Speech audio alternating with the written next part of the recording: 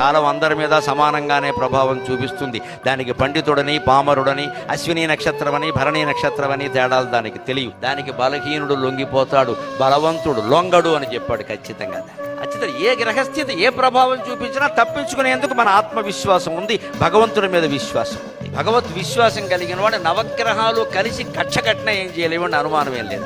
సూర్యందు భౌమబుధవక్పతి కావ్యసౌరి స్వర్భానుకేతు దివిషత్ పరిషత్ ప్రధానాక త్వద్దాసదాస చ రమావధిదాసదాసాక శ్రీ వెంకటాచలపతే తవ సుప్రభాతం. సూర్య, ఇందు, భౌమ అంగారకుడు, బుధ వాక్పతి గురుగ్రహం, సౌరి అంటే సూర్యుని కుమారుడు శని, కావ్య శుక్రుడు, స్వర్భాను రాహువు, కేతు. ఈ రకంగా దిక్పాలకులుగాను గ్రహాల్లోనూ పేరు మోసిన వాళ్ళందరూ ఎక్కడుంటారంటే వెంకటేశ్వర స్వామి గుడి తలుపులు తెరిస్తే చాలు, కాళహస్తి ఆలయం తలుపులు తెరిస్తే చాలు వాళ్ళ కాళ్ళ దగ్గర పడి ఎడుద్దామని చూస్తూ ఉంటారండి. వీటికి అండి మనం భయపడే